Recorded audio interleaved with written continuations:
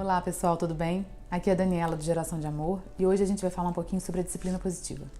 Muita gente costuma confundir educar na disciplina positiva um educar com base na liberdade total, onde a criança pode fazer o que ela quer.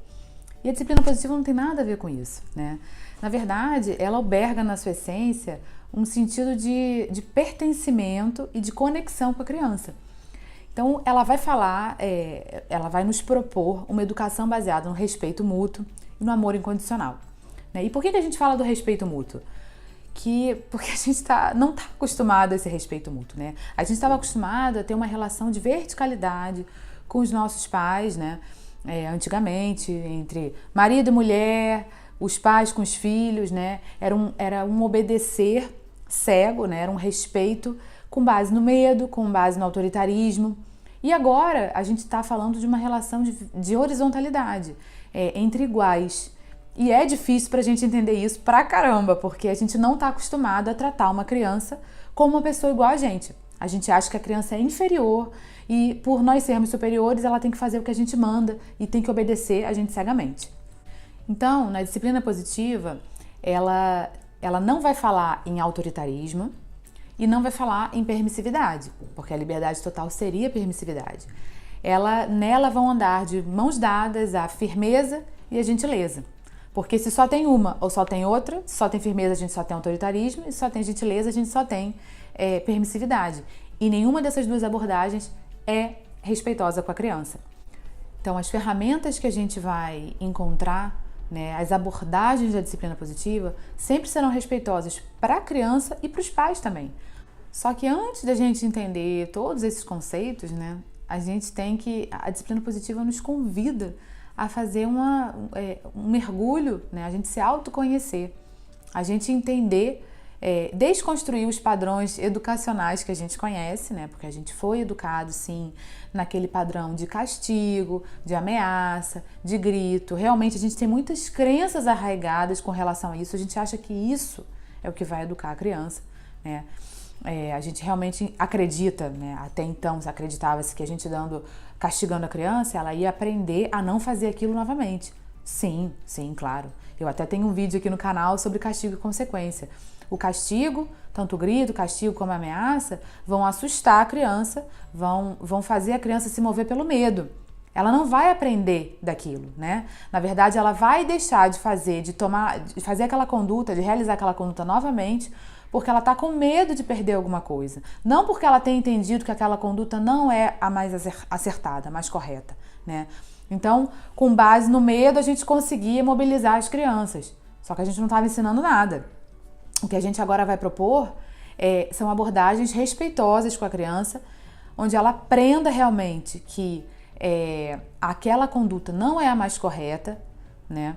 E vai aprender que os erros são oportunidades maravilhosas da gente aprender, né? Antigamente a gente tinha essa coisa de jogar na cara da criança que ela errou e ficava batendo, né? Focando no erro, no problema o tempo inteiro, quando na verdade a disciplina positiva nos convida a ver, olha, mas espera aí, os erros são oportunidades maravilhosas de a gente aprender, né? A gente não tem que se envergonhar dos nossos erros, a gente vai aprender com eles para mudar a nossa conduta, para a gente ser melhor pessoa.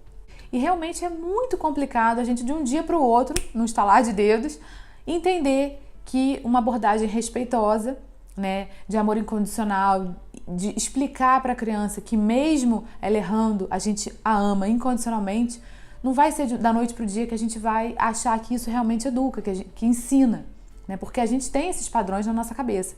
Então esse mergulho no autoconhecimento, entender como a gente foi educado, fazer uma busca da nossa criança interior ferida, né? Tentar saber como a gente foi quando criança, se a gente era escutado, se a gente tinha os nossos sentimentos e emoções validados e acolhidos e validados, né? Se a gente tinha um espaço realmente para botar para fora ira, frustração, né? Numa hora de pirraça. Tudo isso é importante. Se tinham paciência para ouvir a gente, para lidar nessas situações desafiadoras. Tudo isso, se na nossa infância isso não foi respeitado, vai ser muito difícil de a gente conseguir respeitar os nossos filhos. Então, só que quando a gente toma consciência disso, já dá um estalo dentro da cabeça, dentro da nossa mente. Ó, isso aconteceu comigo e eu não quero reproduzir esse padrão para os meus filhos. E aí é uma questão de você mergulhar e acreditar que vai dar certo. É importante a gente lembrar que o castigo, os gritos e as ameaças simplesmente deixam uma marca enorme na autoestima da criança, né? O castigo funciona imediatamente, né? Mas a longo prazo vai simplesmente ser... a gente está semeando um terreno para a criança não conseguir se desenvolver tendo autoconfiança e com inteligência emocional. Então o castigo não é uma ferramenta, tá? Da mesma maneira, quando a gente fala de consequências, né? A gente tem que falar das consequências lógicas e das consequências naturais, mas tem muita gente que usa uma consequência e na verdade é um castigo, tá mascarada, né? Então a busca pela solução de um problema, uma solução respeitosa, é o que a gente deve enfocar. Como primeiro ponto, então, a gente tem que assumir a nossa autorresponsabilidade e sair do lugar da culpa. Porque a culpa realmente vai sempre nos levar para aquele lugar de vitimização, de pobre coitado, ai meu Deus, coitadinho de mim, e não vai resolver nada, né? Quando a gente assume a responsabilidade das nossas ações, a gente entende que, bom, eu errei até aqui, eu fiz isso assim até aqui porque era o que eu conhecia, era o que eu sabia fazer, mas agora eu possuo novas ferramentas e eu posso seguir adiante com outro aspecto, com outro parâmetro, né?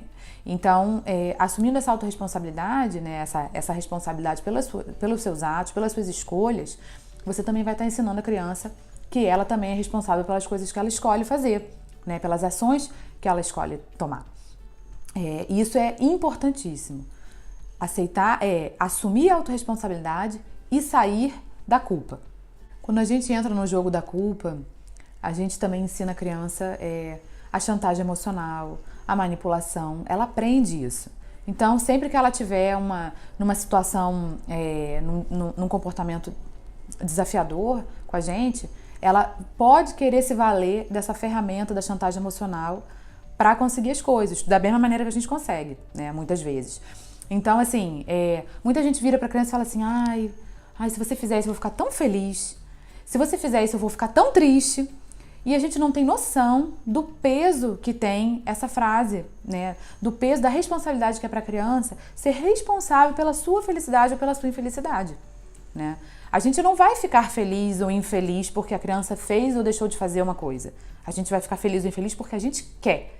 A autorresponsabilidade está na base de tudo. Então, se a criança fez isso e eu fiquei triste ou feliz, isso é um problema meu, não é da criança, né? Eu escolho ser feliz e eu escolho ficar triste.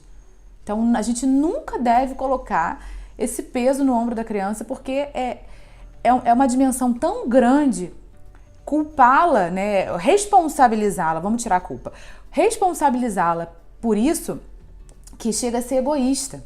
E isso é o joguinho da chantagem emocional. Ah, você não me deu um beijo. Poxa, eu fiz tanta coisa pra você e você não tá fazendo isso pra mim. Isso é chantagem emocional. Isso é manipular a criança.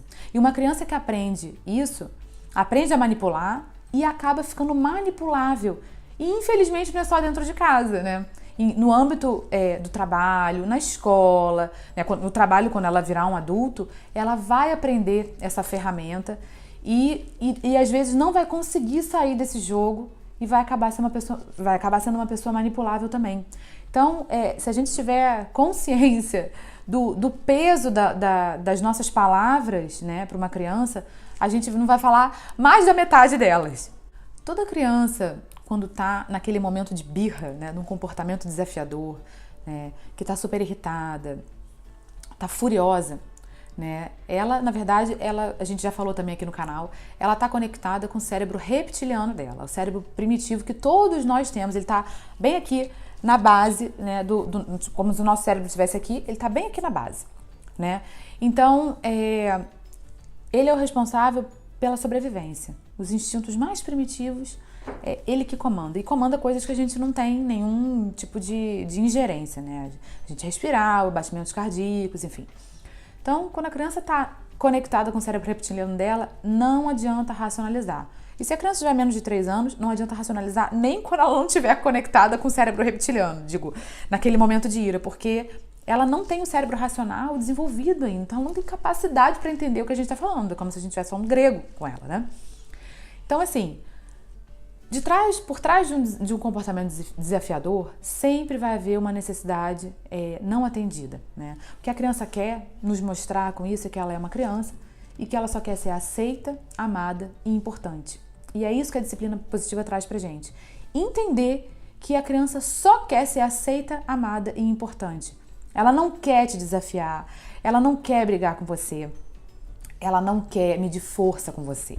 Isso pode ser uma crença equivocada por trás desse comportamento, mas não é o que ela quer. Ela quer acolhimento, né? Então a gente entrar numa guerra com a criança, numa hora de birra, é a pior das estratégias, né? Porque nessa hora o que ela precisa é acolhimento, validação dos sentimentos. Olha, filho, eu entendo que você está chateado por isso. A mamãe também fica chateada muitas vezes, porque muitas vezes eu fico frustrada porque uma coisa não saiu do jeito que eu queria.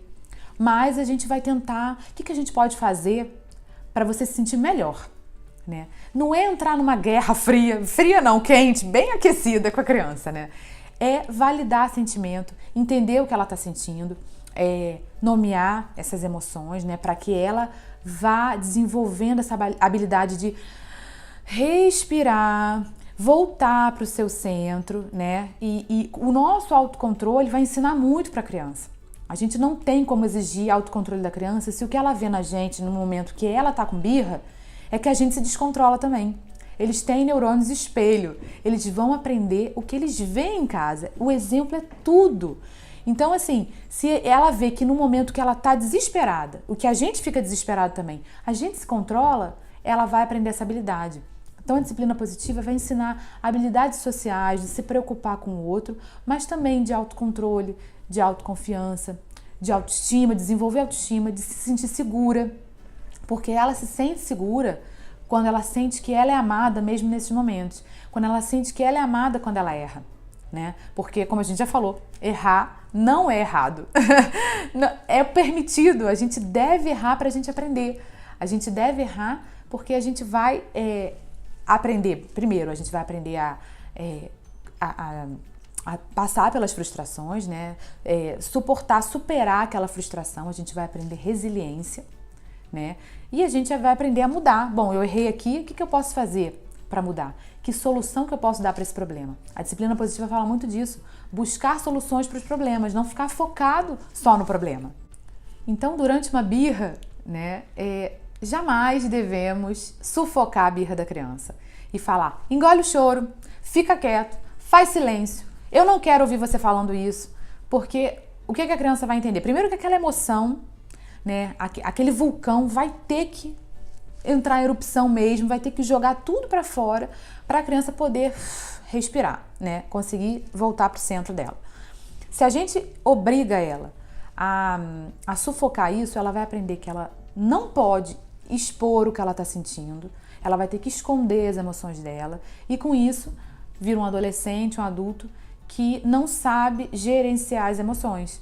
Então, ela não vai integrar essas emoções fortes quando elas estiverem em jogo, né? E isso acaba virando dor para o futuro. Se ela tem que sempre sufocar aquilo ruim que está dentro dela, como é que ela vai botar para fora isso?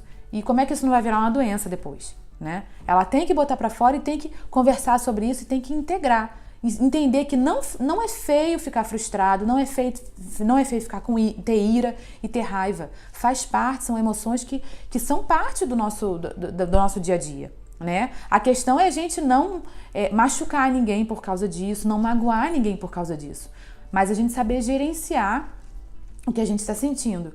Isso, né, com o tempo, a gente vai desenvolver inteligência emocional, porque a gente vai saber o nosso estado emocional, conseguir identificar o estado emocional dos outros, para poder tomar uma atitude mais acertada, né, nesses momentos. A Jane Nelson, que é a criadora da disciplina positiva, uma norte-americana, ela tem uma frase que é muito emblemática que diz: de onde tiramos a ideia absurda de que para uma criança agir melhor, antes nós tenhamos que fazê-la se sentir pior. Ninguém se sente motivado, encorajado a melhorar, a agir melhor, se antes a pessoa foi humilhada, pisada, foi apontada, olha, você errou, você fez isso. Ninguém se sente bem assim. Ninguém vai melhorar, né? Pelo contrário, a pessoa se sente desencorajada, desmotivada, se sente mal, se sente inferior, né? É só a gente colocar numa situação de adulto, como eu já falei em alguns vídeos aqui. Então, se você faz uma coisa errada no trabalho, que seu chefe não gosta, então aí ele vai te dar uma bronca horrorosa, você vai se sentir super motivada. Olha, agora eu vou fazer muito melhor porque eu tô super motivada. Não. A gente vai se sentir super mal, porque simplesmente tiraram todas as nossas forças para a gente poder se sentir melhor, né? Então, por isso que é importante, né? E a disciplina positiva fala muito disso, nos oferece abordagens respeitosas, né? Ferramentas respeitosas para encorajar e motivar a criança, né? E o respeito mútuo é isso, né?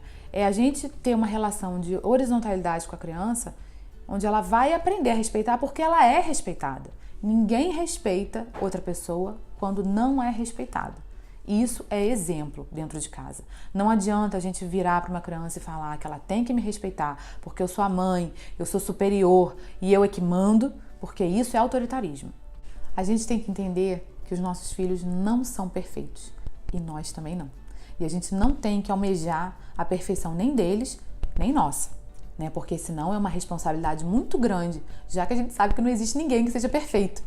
Então a gente tem que, para a gente poder aceitar os erros das outras pessoas, a gente tem que também aceitar que a gente erre, né? Enquanto a gente não for complacente conosco mesmo, né, a gente não vai aceitar o erro dos demais. Então, se a gente não se respeita, como é que a gente vai respeitar outra pessoa? Se a gente não se ama, como é que a gente vai amar outra pessoa? Então, sempre parte da gente essa mudança, né? A autorresponsabilidade vem daí. Você entender que você tem que se cuidar, você tem que se autocontrolar, você tem que se amar, se respeitar, para poder projetar isso nos outros. Mesmo que esse outro seja seu filho, porque não tem essa história de que eu amo meu filho mais do que tudo no mundo, o amor é incondicional, mas eu amo mais do que a mim mesma. A pessoa mais importante nas nossas vidas tem que ser a gente mesmo, né? Então, ame ao próximo como a ti mesmo. Se você não se amar, se você não se respeitar, você vai ser incapaz de amar e respeitar o seu filho. Para a gente entender, então, esse novo paradigma da educação, a gente tem que abrir a nossa mente para desconstruir padrões, né, enraizados, para a gente desaprender o que a gente aprendeu e entender que sem respeito mútuo e sem amor incondicional, a gente não vai educar os nossos filhos. Esse é o novo enfoque. Sem isso, a gente não consegue mudar a educação atual. Bom, pessoal, o vídeo de hoje foi esse. Eu espero que vocês tenham gostado. É uma introdução aos pilares da disciplina positiva, né, para a gente conseguir compreender um novo paradigma da educação. Curtam o vídeo, compartilhem, se inscrevam no canal e a gente se vê na próxima semana com um novo tema. Um beijo para vocês e obrigado por vocês estarem aqui.